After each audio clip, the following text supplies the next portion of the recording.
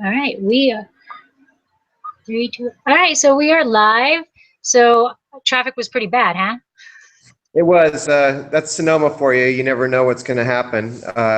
But you just grin and bear with it, and you hope you're going to have some great wines right after you get to your point. So anyway, this is our next episode of Dracaena Wines on Wine, where we talk to somebody in the wine industry. And today's special guest is Chris Sawyer.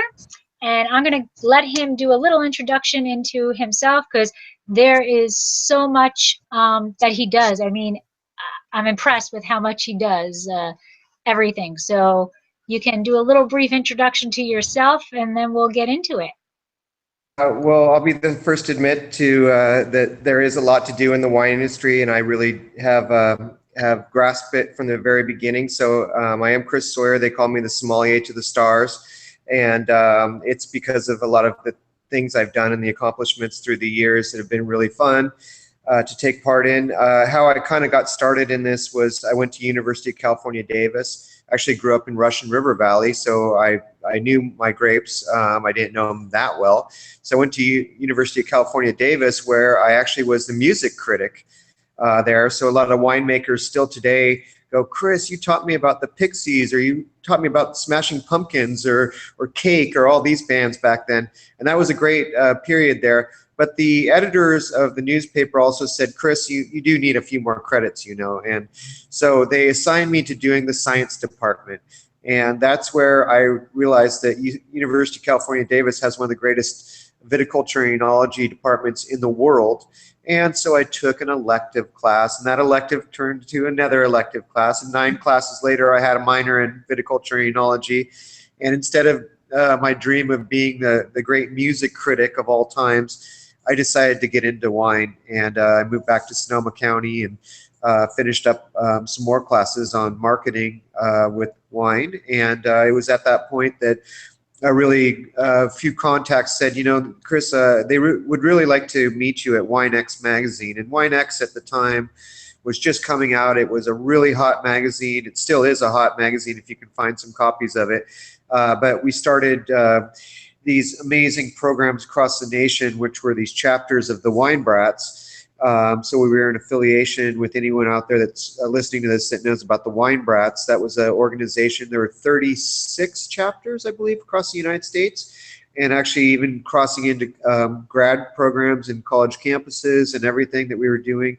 So that was in the middle of the 90s that I really started that. And it really launched me into a different direction than I thought, because then all of a sudden I was traveling all over the world and becoming rather knowledgeable about wine very quickly. And it was at that point that I decided to become a sommelier as well. So what's interesting is I was a writer first and a sommelier second. So that's very rare to find that. You'll find sommeliers that turn into writers or that start making wine, but I was actually the writer first. So I really take a lot of pride in that, just because I got a good aspect of the world before I became a sommelier.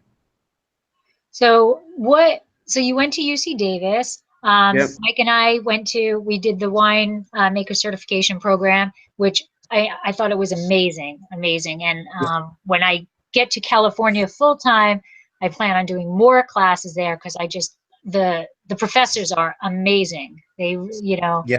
they are so knowledgeable and so willing to help you. You know, when you have questions, they were right there. It was an phenomenal experience. So Yeah.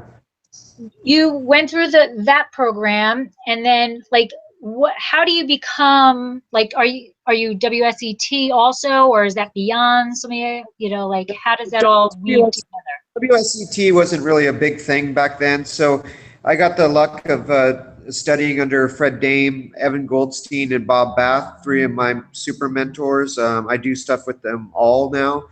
I also started writing for the original magazine for kind of the Somm crowd was actually called Patterson's Beverage Journal. It was the oldest one in the nation, and that was owned by Meredith May, who came together with Anthony Diaz Blue to form the Tasting Panel.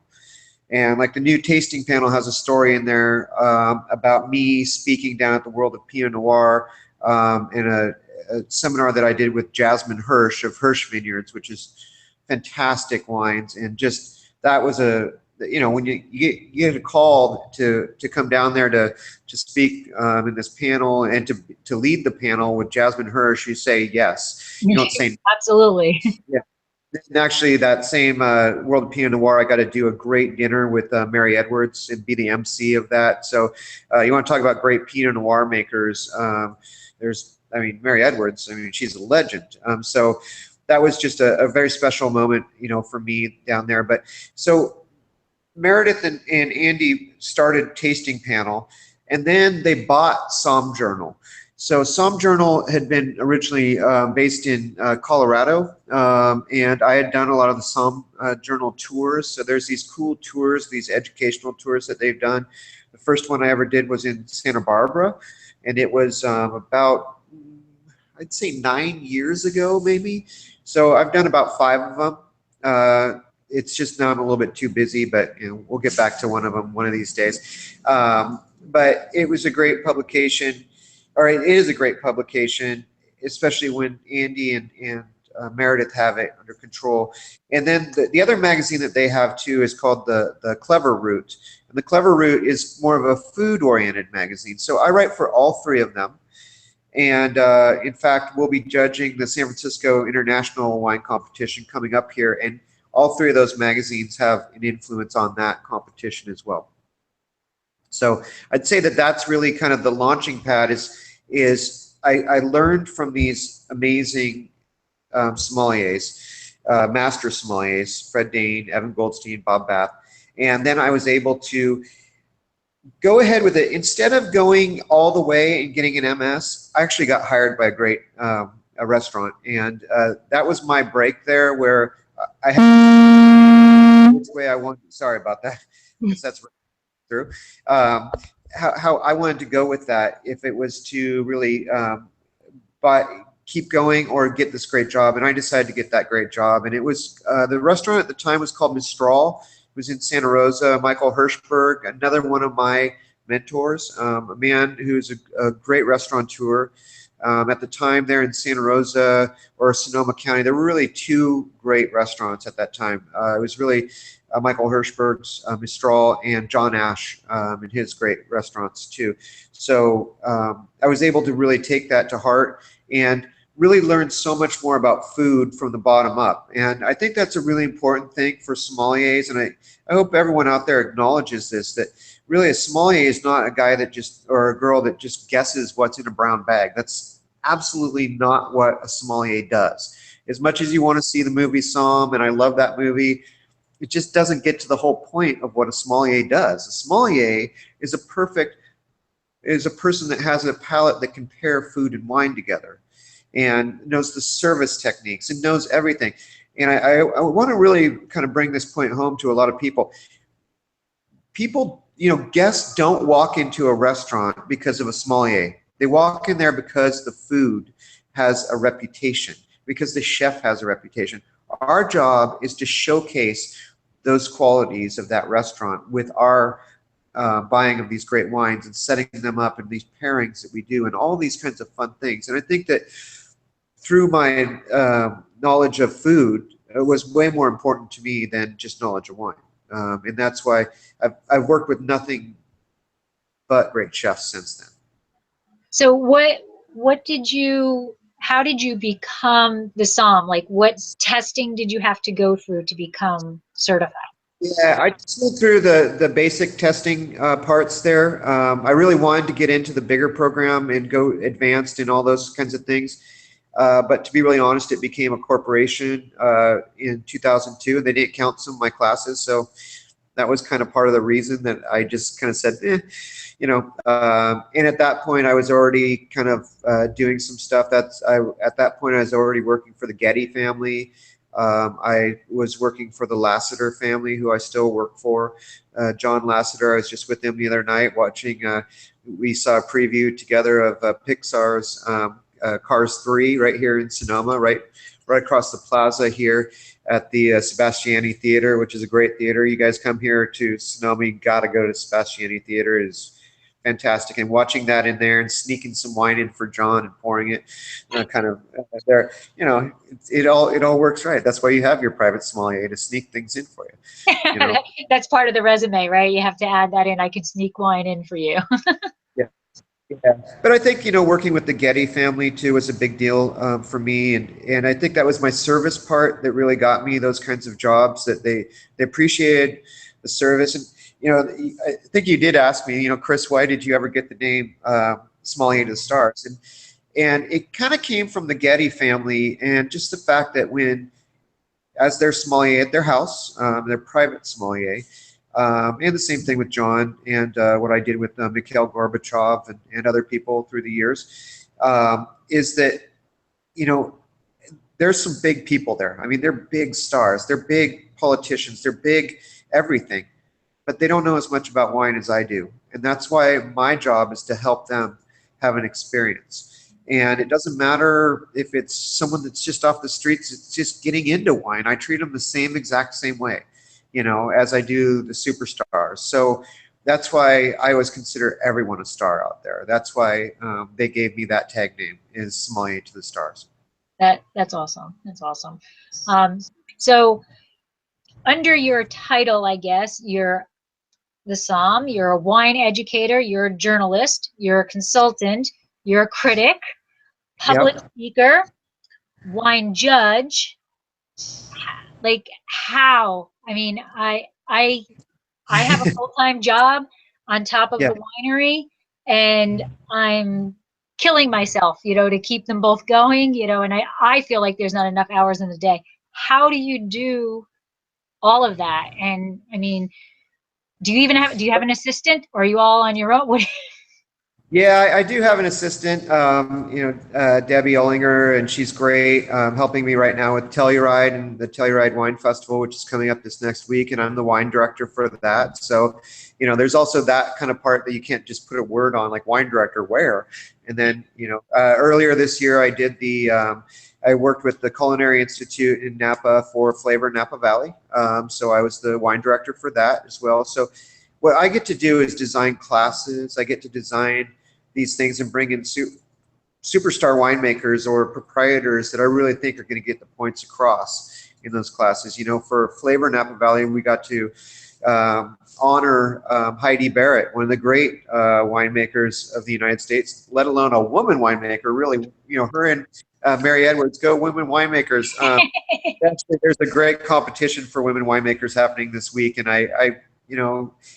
I'll say one thing. I remember Grant Rayside, who was here at the Sonoma Valley Vintners and Growers in the old days. He and I got to speak for the Women for Wine Sense, and we were like the first guys to speak for them. And we told this funny story about what men would do with their, with buying habits and stuff, and how stupid we are in saving our clothes until they fall off our backs, and doing a comparative with women. And but it was fun, and the fact is that there are so many great women winemakers, and to be able to honor Heidi and her great accomplishments was what a great job to do, and to work with her. She's a great friend of mine, and that's another thing, is just really it's building these friendships in the business that has really allowed me to do.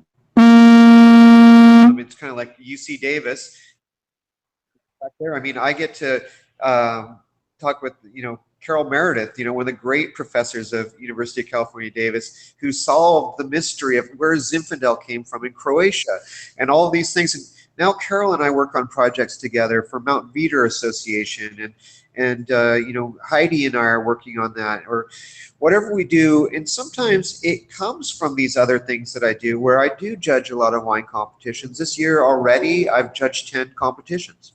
I just finished judging the Sunset Magazine wine competition. I did next week, is after I come back from Telluride, will be the San Francisco International, which is a huge one.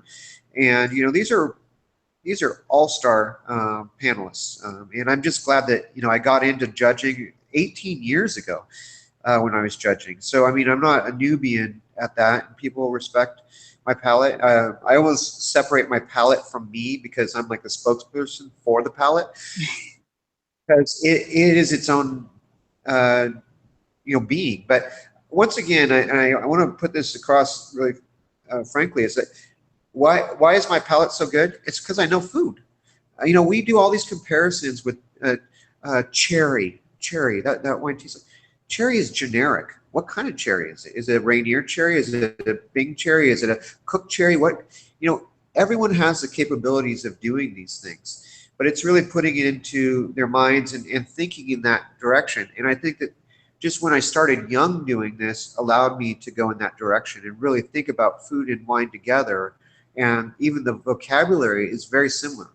And so that's why food, and I think that we're kind of riper now to be talking about this because of the success of Food Network and why food matters now. And in the old days, I always ask people, do you remember the flavors of Salisbury steak?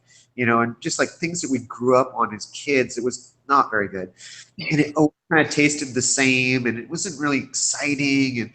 But now our food is very exciting, and in fact, it's very complicated how you start pairing things with food, because there's all sorts of different ingredients going on today that we had in the past, and even the types of breads. I mean, Wonder Bread, yeah, it's still around, but who's eating it? I mean, seriously, I mean, it's really, we've got so much stuff to talk about there in the food culture that's why wine is more important than ever. That's awesome. So you had a super stellar career at Carnero's Bistro and the wine bar, and then you Yep. decided to step away from it and to Yep. go into the private world. And I'm guessing in hindsight, that was, kudos and awesome. But how was it at that moment? How nerve-wracking was it? Were you, I'm doing it, I don't care, what was I your was emotions at I that was point? uh, I was just ready. A lot of people would come back to the hotel and go, "God, Chris, we can't believe you're still here." Because of the things I was doing. Besides just being at the restaurant, you asked like, "How do you do all this?" Well, I think sleep is overrated. I mean, I have too much fun living that sleep is just kind of cutting down on it, and then I have a bunch of articles that are due and I just have to get them done. So that's the other problem. But, I was still writing during those times, that 10-year period that I spent at the lodge. What was interesting about that was that it was a 10-year period and they really brought me in just as a consultant. And then they didn't want to let me go. So I really kind of changed their wine profile and how things happened, and more integration of wine and food and more flights and all this kind of stuff, and working with more local producers. I'm here at Corner 105, and Lloyd Davis, who is a proprietor here, one of my favorite guys, and he would sit at the bar all the time, and we would have such fun just talking about food and wine. So then I would, make a deal with Lloyd, and I'd get something that no one else got, to have on my list that he didn't really sell to the public. And so it was building these great relationships that really help, facilitate things. And I just had such a fun journey there that I figured I'd last a couple years there, because I was still working for the Gettys, and I still do work for the Lasseters. I've been working for them for 20 years for the Lasseters. So when John Lasseter won his first Academy Award, I was working for him, for Toy Story. So it's kind of crazy. I've watched all these Academy Awards come in, and I got kind of bored of them actually after a while, because there's so many of them. But I think that what really changed my view of staying at the lodge was Janine Falvo, Chef Janine Falvo, who I got to work with. Amazing chef, really brought a style to Sonoma that wasn't here before. I worked with her for 6 years there, and I couldn't leave her. I mean, it was just too much fun to work with someone that could make foie gras cotton candy and could do, we had a great dish called rabbit orgy, and it was rabbit 5 ways or rabbit 6 ways, or like a wow. And what was crazy is when she got on Top Chef, and guess what she really blew it on was when they did this rabbit thing. And it was her sauce didn't get finished, and I think it was the stress and everything. But you know what? That girl could cook. And I was just down with her in Long Beach. She's at the Marriott down there, and I want her to come back here someday, but we'll see. And it was her birthday today, actually. So happy birthday, Janine Falvo out there. But learning from her was a big deal for me. And when she left, I started thinking. I started working with Andrew Wilson, and different people were stepping down or moving on, and I felt like that was the right thing to do. Is to just make my move too. So here's a funny story: is right there when this all went down. I was driving. I loaded up my car with what I needed, my paper goods and everything, and I was driving out of the parking lot. And my friend Ziggy, the wine gal, who we have another company together called Zigsaw Productions. So Ziggy and Sawyer Productions, Zigsaw. You can look that up on Facebook or Twitter and stuff and see some of the funny pictures and funny things that we do. But she's right away. I was pulling out of that driveway of the Carneros in the lodge at Sonoma, and I get this phone call, and she's like, "Oh, Sawyer," and I go, "Yeah." She said, "Are you ready to take over the world?" And I'm like, "Oh, yeah, let's do it." So it became one of those things. And a week later, I got a call from Food Network, and they had me come and be their special sommelier for Food Network in concert in Chicago, where I worked with 60 chefs. And, just my training working with great superstar chefs allowed me to just go in there with no nervousness, no nothing. I was excited. I couldn't wait to share wines with them. And believe me, those after parties when the chefs were introducing me to everyone, they're all, "This guy knows his wines." What are you packing now, Chris? And so all of these things kind of came together, and it was just what a wonderful experience that was. And I think that I was, sometimes you just go with your gut instinct, and that was to stay at the lodge for almost a decade, and that was a long time for me. But I got to do over 500 classes there that I taught. Most of them were for free for guests that stayed at the lodge, or I'd have Lloyd and all these other people come in and be part of that, or Greg Walter, who was the former editor of the Wine Spectator, and all these stars that kind of they'd come in. I'd make them come to my class, and then I'd go, "Greg Walter, what's your opinion on this?" And so it was very interactive, very fun. And then doing that for a lot of corporations and things as I have through the years, it just really worked out great. I just really love talking about wine. Writing is hard. Writing is very hard. It's hard to get that lead-in sentence. It's hard to, when I actually do take notes. And so taking this much types of notes and then taking it and making it this much work, it's hard. I want to pull my hair out most of the time. But talking about wine, it's the easiest thing I've ever done. It's tough to get it from here to, or from here out onto the paper. It's a different thing. Now I love writing. I mean, I really do. And I've always, even young, I would write poetry, or I would write, little, not novels, but, little stories and all that stuff. So Yeah. I enjoy writing. And when I sit down at the computer to write the blog or whatever, time flies by because I can, get into it. And I don't really do notes on my blog. It's more, about the wineries themselves, because I think it's the story that matters. People want to hear that these, that somebody who is producing this amazing wine is a person, that, they have likes, they have dislikes, they have a life outside of, making this phenomenal wine.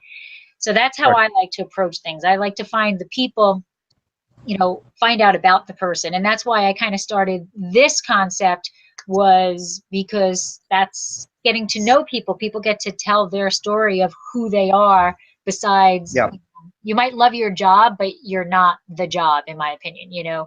Like you're a person, and you have all these things that make you you. And the wine is part of it that makes you, but there's so much more to you. Yeah, your conduit is basically what it comes down to. We living a good life is our goal. I think everyone out there can agree on that.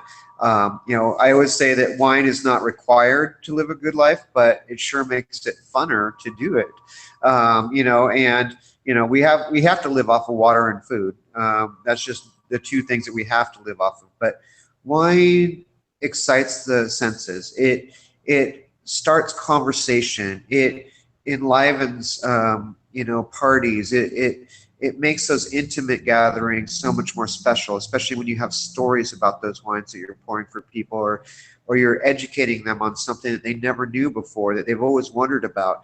You're helping people in their lives become more rich and interesting. And I just love, as I go through different times of the year, I talk a lot about, the pairings with Easter or Christmas or whatever it might be, but there's pairings for every day. People say, Chris, what's your favorite wine? I said, what music are we listening to? Who am I with? What's my setting? What's my, what food are we eating? There's about 50,000 things that would make you say, why even have a favorite wine? Why don't you just know a bunch of fantastic wines that you use as your, as I would call it, my artillery, and that's what, when I design wine lists, that's my artillery. I have a lot of weapons to use, and they are really good deliciousness weapons, where I can really share these flavors with people and make them think about what they're each bite and how they pair and how these things go along. It's just fantastic. So my next question is, again, you have been named the best sommelier The best sommelier in Sonoma County. in Sonoma County. Oh, we're getting a. Oh, we're getting a. I'm getting, oh, shoot. Sorry. Okay. So in Sonoma County by readers in the Bohemian's Best of North Bay from 2014 to 2017. So like you are on a stellar, you're up there, nobody can beat you. Like how is that just adding to your, to your dossier, or, they're voting on you, right? Or is it kind of like one of those shows, the cocktail shows where you got to do stuff, and they vote on you that way? Well, I like the fact that we finally have that here in Sonoma County, that there is an award like that. And when I won the first one, I was just honored, completely honored about that award. I've won it 4 years in a row, so that's pretty good. If someone else wins it next year, I'm okay with that. But it's, I think that it goes beyond just being a sommelier. It's also about your personality and what you can do for the community. And I think that's something that I really take a lot of pride in. I was on a radio show last night too, supporting, my new wine program at the new restaurant that, I'm part owner of, which is called Gravenstein Grill. It's in Sebastopol, and it's such a great place. And I was with one of the great people who's going to be in my pop-up dinner. So now pop-up dinners are so in. So I created our first dinner was sold out. That was with Boletto Family Winery, which is fantastic wines. Love, love, those love, guys. love, love. But also, I just think that everything about what you can do doesn't mean a winemaker dinner has to be just one winemaker. And so this next one that I'm doing is a kind of a creative one that I came up with the title. It's called the Zin Zin Din Din. So, for you Zinfandel lovers out there, this is the place to be. So I decided to focus directly on Russian River Valley Zinfandel. So we've got Gamba and Hartford family and Gordian Knot, and then Acorn Winery. So Acorn came on the radio show with Michelle Anna Jordan and I last night to talk about the dinner and why Zinfandel, and especially their vineyard, which is now, it is, they bought it in 1990 and it was already 100 years old. So it was planted in 1890, actually, is exactly. So that's how old some of these vines Wow. are there. So they just have signature style of Zinfandel. And I mean, that's why I always say, if you ask me my favorite varieties, I would say Pinot Noir #1 and Zinfandel #2. And people go, why Zinfandel of all the varieties? Because Old Vine Zinfandel tastes like nothing else in the world. When I go to Europe and I have Zinfandel, or I go to visit some winemakers I know, they're all, Chris, did you bring us some Zinfandel? Because they don't have it. They don't know, or they've had it here and they're all like, that stuff's yummy. And so I think that this kind of a dinner that really goes with that theme and that region and has 4 winemakers. I mean, what a deal when you come in and you get to meet 4 winemakers instead of 1. Right. So that's kind of, I like doing those kinds of dinners, and I think I kind of developed that style and that strategy when I was at the lodge at Sonoma, when I do like the salt dinner, and we do 4 different courses, but each course was a different winery, and they would all have a winemaker or a proprietor there, and they were just fun, It's and awesome. that's just, I think that this is the kind of style that kind of sets me apart a little bit too. That it's not, I'm not going with a cookie cutter formation, and I'm always thinking outside the box, and I like being creative, and especially knowing the right people to call and to have come with me. It was when I called Bill and Betsy from Acorn Winery, and I said, "Hey, you guys, I'd love to have you on the show with me. It's Michelle Anna Jordan. I mean, Bill and Betsy brought the book that they bought from Michelle Anna Jordan in 1990 when they bought the property, and she signed it for him right there. And it was like, wow, I didn't know that about them, but these are the kinds of relationships that you build there. So, winning those awards for the best sommelier, I think that's great. I like it where I get invited to, judge competitions too. I like that I'm on that same par with Fred Dame and Doug Frost and all the great people that I judge at those competitions, and some of the star winemakers like Heidi Barrett and Leslie Zabrocco, one of the great TV personalities. All of these things. We have a very good core of friends, but there's so many friends in the wine industry, and knowing your resources is really important. And that's why I think I get to be creative, because I can call these people and they're going to call me back. So if you're a Zin fan, have you ever had Zin? Oh, of course. I love the Jay Ducey Zin. Oh, It's fantastic. I mean, I think that's one of the great ones of all times. I did a story. Yeah, that's right. I did a story and actually featured the daughter in that. Janelle? Yeah, she's super cool. And I mean, I think that the ZAP organization, that's why all these members that I'm working with for this dinner are all members of the ZAP organization, which is the Zinfandel Advocates and Producers.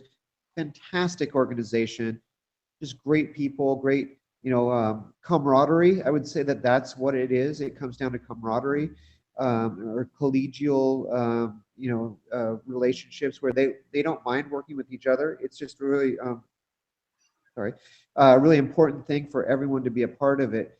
But that's how I got to know the Ducey wines, is through Zap, and through the great things with Zap and what they're doing. So it's Because her fantastic. vines, her family's vines are, like her grandfather had the vines, and hundreds, they're over 100 years old, and she is, talk about a phenomenal winemaker. I mean, she Oh, she's blows doing my so mind. good, and the most important thing is preserving those vines. I mean, they just have that signature. Like I keep saying, those vines have been through the generations passed down. There's a lot of families, unfortunately, that go for the money, and they're all, oh, we could sell this property.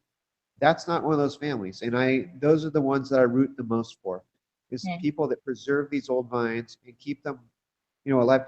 The reason that Zinfandel is so great is it's not the first 20 years, even though those are big juicy grapes and they're wonderful.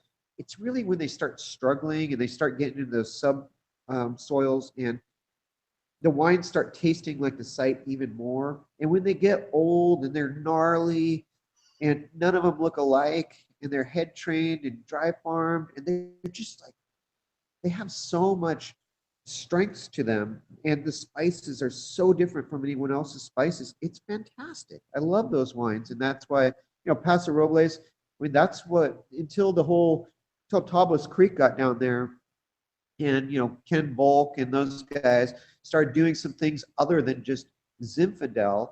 And I mean, even Jay Lore and some of the Cabernet things that they were doing there, and Justin moves in, and it changed everything down there. But in the old days, you didn't really stop by Paso Robles. Now it is one of the great wine destinations of the United States and the world. Yeah, well, we fell in love with it. That's why we chose to be there. It's amazing. But going back to Janelle, there's so many wineries that recognize how great they farm their vineyards and everything. There's loads of wineries that source their fruit from You always see, Turley's got a Ducey vineyard. Right. Tobin James has a Ducey vineyard, and you just know you're getting a good zin when you see the name Ducey with it. Right. Nell is one of my favorite people in Paso. I think I just love the whole concept of how she does everything about it, and she's big into. She believes wine and food go hand in hand. Oh yeah.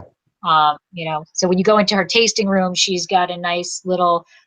It comes out on a grape leaf, and she's got very specific foods for what wine she's pouring in the tasting room. She's a big believer in wine and food. Yeah, I went to her house one time, and that's where we tasted through the wines. They were so fun, just going through it with her. And she's just a neat girl with nothing but a great track record already. But where she's going from here and where she's taking that brand, different level. I mean, and that's what we're really getting into now is like for Zinfandel especially. I think Zinfandel is one of the most exciting things out there because it's changing a lot. I mean, those alcohol levels are coming down. It's not as porty as before. The use of oak is being much more maintained. It's not, everyone doesn't just go for American oak anymore. It's getting more French style or even more neutral. And so you're tasting more food-friendly wines than ever with Zinfandel. And I think that's a really important thing to look at and why I really love Zinfandel. I really did grow up kind of near those old gnarly vines up here in Sonoma County. And they're gnarly. I mean, they are just like, and they were old when I was young too. And they're still there, and they're going to outlast us too. And so that's why I think that some of these, these dinners that I do are really designed around that kind of a aspect of why these vineyards are so important to us and why they always will be, especially for Zinfandel, which was the trademark of California. I mean, that's what put us on the map originally. We had no idea what would be able to be grown here because there were no grapes here, back in the 1850s of note. There was the Mission grape, and that was it. And so you had to have a hardy grape. And then Petit Syrah came in the 1890s. And then, we talk about Cabernet. Everything is Cabernet, Cabernet, Cabernet. Cabernet doesn't have history here in comparison to these other ones. And it's easy to make Cabernet versus some of these other ones when you're looking at a Zinfandel grape cluster and it's this big. The middle part is perfectly ripe. This part on the top is turning into prunes, and this part down here is still green. What do you do? So it's like this whole mentality and how you really got to be a great winemaker to work with these grapes. And I hope that people understand that because it makes Zinfandel that much more important to how we've learned how to make wine here in the United States. So the next thing is your secret midnight sessions. So I hear that these are outstanding, amazing parties, whatever. And all I do, I don't know if this is a popular thing or if this was like a New York-ish thing, but when I was like 20, well, probably not quite legal yet, but 28, 19, there were these big parties pre-rave, like, whatever, but you like needed to go have a secret password to get in, or they sent you on a mission to go find some stupid egg, and then that was your pass to get in. So like that's what I have in my head. So what's your secret midnight sessions, and how do we get in there? Well, my favorites are down in my cellar because I'm completely in control of everything, of the destiny of people. And so it really started when I was, in high school. I was a DJ. I DJ'd high school parties, and when I went into college, I had my own show, radio show at UC Davis too. And so I've always been a vinyl guy, so I play primarily vinyl down in my cellar. I just got a new turntable to put on to take over for one of the old ones. And so it's been there lately. I just broke it in, what was it, a couple weeks ago. It was like the initial christening of the 2017 sessions, with a good friend of mine, actually, who I learned how to be a DJ with up in Oregon when I lived there for 2 years of my life. And that was a fun time up there. I'll be back in Oregon next year or next month for the International Pinot Noir celebration and also my high school reunion up there. Even though I only went for 2 years, they invite me every time, and I'll do the same in Petaluma where I finished high school. So I have friends in both areas, and I'll go to both of those high school reunions this year. But it really is about, and I think that this kind of comes to another point that I really want people to know, and what I've always felt is very strong. Beyond just pairings with food, you can pair wine with anything when you get creative. And so it's why pairing, like why records are so important, because records have A sides and B sides. They're different themes on each side. CDs don't have that anymore. You don't understand it anymore.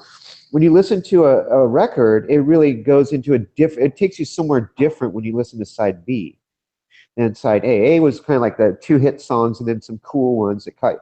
The side B is like all the artistic stuff that you're like, whoa, man, you bought it, so now listen to our real stuff.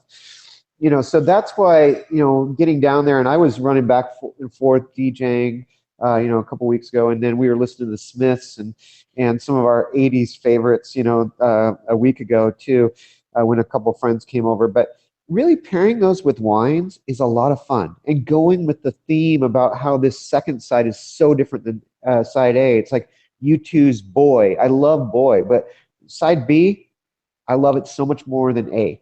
And same thing with like October and things like that they came out with. And I'm not even talking about the new poppy ones that they do. I'm talking about the real vinyl stuff, and why you learned that they were great back then because of those sides. And so I really think that that's a fun thing. And so, when we're down there and we're sitting there listening to these cool tunes, and sometimes I'll just like let that play instead of DJing. We'll sit at the bar area and we're tasting wines, and I don't have a restroom down there, so someone will say, "Oh, I'll be right back." And I'll go, I'll be right back. I'm going to go upstairs and to the bathroom. And they come back and they're all, "Chris, it's light out now." And that's just how you can get so engaged in these great times that, it's 6 o'clock in the morning and you don't even know it.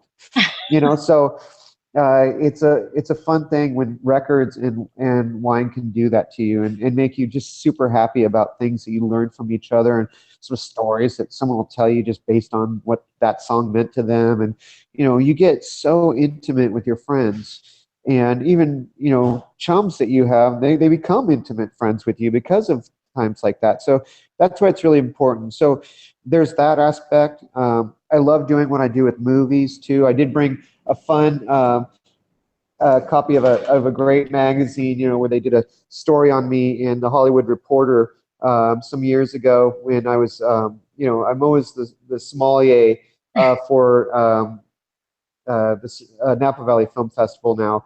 But also, I mean, really where I started was at the Sonoma Valley Film Festival, and they just celebrated their 20-year anniversary. And it was nice to see, all these clips, like when they started each movie. The clips there were, Susan Sarandon when she was here, and Bruce Willis, and there's Robin Williams, and all these kinds of people. And then they kind of came to the part with John Lasseter, and they had me and Michael Keaton together on stage. And I think that was one of the greatest things I've ever done, just because it was so different. I had an office here in Sonoma, and that morning I knew the pairings I was going to do with the clips of the Michael Keaton movies, like Batman and Mr. Mom and all these kinds of movies that were coming out.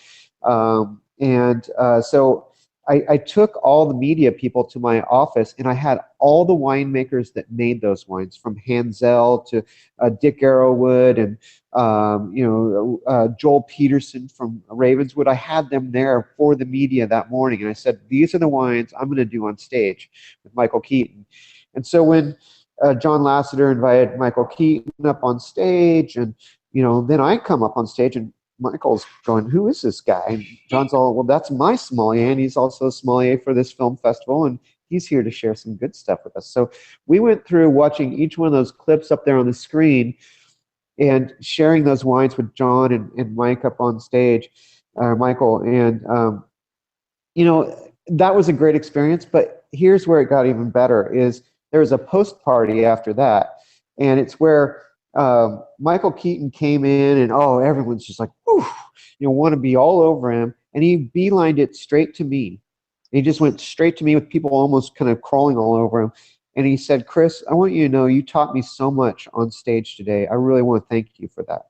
Wow. And that's that's important. You know, that's one of those things that makes you realize that you're doing the right things, that you're doing the job that you were set out to do, that you're sharing what you know and not being an egotistical maniac about what you know, and not talking about wines that are so absurdly just, you know, like that no one can get their hands on it anyways. What's the point of this? You know, I do have some problems with people like that in this industry that just go for things like that. And I have problems with people that say, you know, I'm farm to table, but then they have no wines from the region on their lists. I really do have a problem with those people because they say, well, you know, the wines just don't go with our food. Well, why don't you develop a actual palate that knows how to spot those wines that do go with your food instead of disowning an area that really supports you? So I think that those are the things. I think that's also a key about sommeliers. The best sommelier I've ever talked to in my life. I mean, I love Fred, I love Bob Bath, I love all these people. Best sommelier I ever talked to in my life was Jean-Charles Boisset. Did this thing in the city one time, and it was actually an exhibit that was at the De Young Museum, and it came from Dijon, and it was called The Mourners. If you've ever seen that, it's in front of the church there. There's all these people crying, and you know, there are all these statues there like that, and so they set them all there. But what he did was he organized a dinner where he brought in some of the top Michelin star restaurant chefs to come and do this amazing dinner. And luckily, as a member of the media, I was there, you know, at the Mark Hopkins, and I give you know, some really great credit to my good friend Kristen Green, the PR person. Thank you, Kristen Green. You're a superstar, for getting me in there. And she said, Chris, you know, I want you to be here, but there's a sommelier here that I really want you to meet because I think he'll be different. And you know what? He's been a sommelier since 1974. He's never been to America. You know, and you know what his expertise is knowing the region he's in.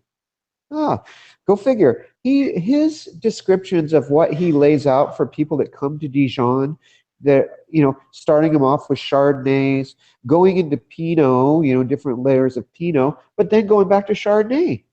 Would you ever do that here in the United States? Not many people would. But Chardonnay is so much more powerful there. That goes with red meats. It goes with those things. And people think that, you know, you go to Burgundy, it's all about Pinot Noir. It's not. It's actually Chardonnay it's kind of the king, even though it's not supposed to be the king. It's there's actually more Chardonnay made there, and it's more of an impact player because of the amount of production there than Pinot Noir. And for someone like that to describe that in his whole profile and how he knows his wines like the back of his hand, that's a real sommelier. That's a real sommelier that knows his region and why that pike fish is like exactly a specialty of their area, and what he pairs with that, with the Chablis style, you know, Chardonnays and all that. That was enlightening. And that's the kind of sommelier I hope that there's more of out there in the future. And you know what? There's plenty of talented people out there that are really good at it. It's just, you know, it kind of, I think one of the things that bugs me is that when people become sommeliers and then they do it just to get out of doing it, you know, out of service anymore. And it's just, that's not really why you get the degree. You know, you're supposed to be sharing this with a lot of other people. And I think that's a really more important thing, is to share what you got instead of trying to sell me wine based on your new 6-figure contract that you just got. You know, I want to see what you got there on the floor. I want to see what you really learned. And that's why I feel like I've done a good job in doing that and being able to work, you know, with my new project for the, you know, like that I've done with the Gravenstein Grill now. And I've got some new contracts coming on too that are really great. So it's just a lot of fun to share these kinds of insights and what I've got my hands on as far as the wines in my collections, you know, in different places, if they're my own collection or if they're at the restaurants that I'm working with. It's really a fun thing. Awesome. So we're going to kind of wrap it up, but before we play my little game, do you want to just tell everybody where they can find you everywhere on social media, where, you know, how to find Yeah, absolutely. So I'm Sawyer Somm. SawyerSomm.com is where you're going to find me, just on the website. And then Sawyer Sommelier is my hashtag for Instagram and Twitter. And then Facebook is Christopher Sawyer Sommelier. So that's great. And if you come into Sonoma County and you want some great food, come and visit me at the Gravenstein Grill too. And I've got some new projects. I'm actually, like I said, I'm right here at Corner 103, and I do the pairings for Lloyd and his great wines. You know, that's just something I do. We meet quarterly and we go through his new releases, and that's a fun thing to do too. But you can find me at definitely SawyerSom.com, and if you get in there, you can also sign up for the weekly newsletter, which is the Sommelier Files. Is your restaurant in Sebastopol, is it in where, I don't know what the technical term of that area is, like all the hangars? No, it's not in the Barlow. That's the Barlow, and that's got some great stuff, including one of my favorite restaurants, which is Zazu and John and Dusty. They're so great. I love those guys. The king and queen of Kushan 555 some years ago. They're just fantastic. But our restaurant is actually located just down it's about a mile away from it, but it's just kind of going between Sebastopol and Occidental. So it's only a mile off the main street, but it's really a great place, and it's got a lot of great things going on there now. Awesome. All right, so you ready to play my game? Yeah, Okay. Let's do it. All right, so just whichever pops in your head first, right? So we'll start off with non-wine, and then we'll go to wine, just to get into. Okay. So night or day? Night. Okay. So sunset or sunrise? Definitely sunset. Black or white? Ooh, can I do ebony? Whatever you want. You're the guest. I'd say ebony, yeah. North or south? Ooh, I'd have to go north. Here on the West Coast, I mean, I'm going to Oregon. I love the Washington wines. I just think there's something special. More north you get. Northern California is cool. This one might be tough for you. Food or drink? Ooh, well, I'd have to say both together. Yeah. That's how you got to do it. Okay. Red or white?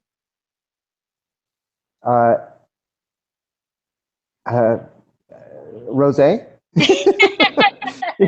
No, I'm not biased there. Red or white. I love white wines. I love pink wines. I love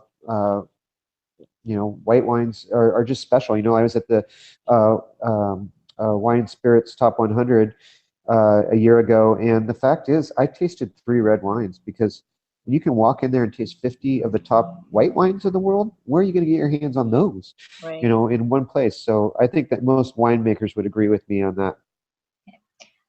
Old world or new world? In the new world, we learned from the old world. That's where I'll go with that. All right. Sweet or dry? Dry. I'd have to go dry, but it depends on the pairing. I can't really do sweet. I really can't. I know it goes with the food, or but it's got to have acid. It's got to have acid. If it doesn't, then it's just cloying and gross. Yeah. Bubbles or still? Oh, both, of course. I mean, how could you not? They're so interactive. That's why up in Telluride next week we're going to have amazing different sessions with bubbles and dry wines and everything. So I want them both. I want it all. Oak or stainless? Yeah, I'd say oak here, if it's done right. And it's got to be fresh. I like a lot of the Sauvignon Blancs that have stainless, concrete eggs, and oak together. They're very good wines. I think that's a very in thing now, is concrete. Yes, it is. Yeah, even red wines in concrete. Yeah. Oh, I'm blanking on who I wanted to say. Another ditch digger. I'm blanking. It'll come to me. They do a lot of concrete and oak. Starts with a D, and I can't believe it. My husband Mike is going to be like keeling over that I can't remember it, because I love them. Where are they based? Paso. Oh, in Paso. Ditch digger. It's the guy who did all the ditch witches. He owns. Oh, okay. Oh, yeah. oh my God, I can't believe I'm blanking on it. That's going to drive me crazy. And seriously, Mike's going to be laughing at me because I'm always like, let's go, let's go, let's go. All right. So drink now or drink later? Both. I mean, you just got to have a lot of wines at your disposal. You got to drink now and drink later. Okay. Blend or varietal? Uh, I would tend to go blend. It's a tradition in a lot of regions. Even clonal blends are really important. I think proprietary blends are very, very important. I'm just writing a story right now on what's happening here in Sonoma. And I think that, when you look at food and how it goes, individual bites pair up with parts of that wine. And that's a really important thing. I think that, yeah, I mean, I go with blends most of the time, even if it's just clones. Vintage or non-vintage? Definitely vintage. It tells you more about the personality of that vineyard and how it changes through the years. Yeah. And final one, cork or screw cap? Um, I would say definitely both. They come at different times. There's a trick I have where I do the screw cap off my arm that they film me in Sunset Magazine and all sorts of people. It's just fun. Some people have a problem with screw caps. I don't, and I think it's a really important thing for all of us to follow. Hey, look at the Aussies. I mean, they drink like that all the time. They'll drink anything like that. But when I worked for the Gettys is when Gordon Getty made his $150 wine with a screw cap on it, and it scared people. And you know what? He was right in doing that. He deserves a lot of credit for that move, and it made other people open up their minds. And hey, you're not risking the amount of corked, material in there and flawed wines like that. So I think that it has advantages for aging. I would definitely do corks and make sure, and there's better corks than ever. No. It's definitely over the years I've known people who that I've known for years that have like, no, absolutely, I will never ever ever drink anything in a screw cap, and now they're drinking stuff in a screw cap. That's an American thing that we're so anti. Well, the great thing is that there's so many young people out there drinking wine now that they've gotten used to screw caps. Like they're not anti-screw cap. They're just like, oh, it tastes good. Yeah, let's whatever have some. So tastes good. Whatever. Nothing wrong with that at all. Right. Nothing wrong. That is, that's true. It's just whatever tastes good. And I do think, I think for the aging, like you said, it's definitely, there's corks for that, but I don't think there's anything wrong with the screw cap, but there are people who are anti that. I just found, and Denner, that's the name of the, I told you. Denner, okay. I was going to say Deaver because I was trying to think about the one Denner. Yeah, those guys are awesome. So, yes, those wines are amazing, but they do a lot into the concrete now, and they're doing, the blending after they're doing the yolk and the eggs, and they're bringing them together. Well, and also Tablas Creek and their foudras. So foudras are the bigger, 600, big liter ones that are just so awesome. That's become a very big trend too, especially with these kinds of blended wines. We've got Jeff Cohen from Jeff Cohen Winery right down here. So he's a great guy, and he does that same thing too. He just opened his tasting room, remodeled, right? Yep, right here in Sonoma. Like last week, right? Yep. So, well, I'm going to fade out of here really quick. Unfortunately, because I see that my phone is running out of juice, but well, thank you very much for joining, and thank you for entertaining us. And Lodi, I mean, you'll be out there in November, right? I'm assuming. I will. I can't wait to see you. All right, can't wait to see you too. All right, have a good one, and thanks again. You too. Thanks so much. Okay. Cheers. Bye. Thanks, everyone. Bye.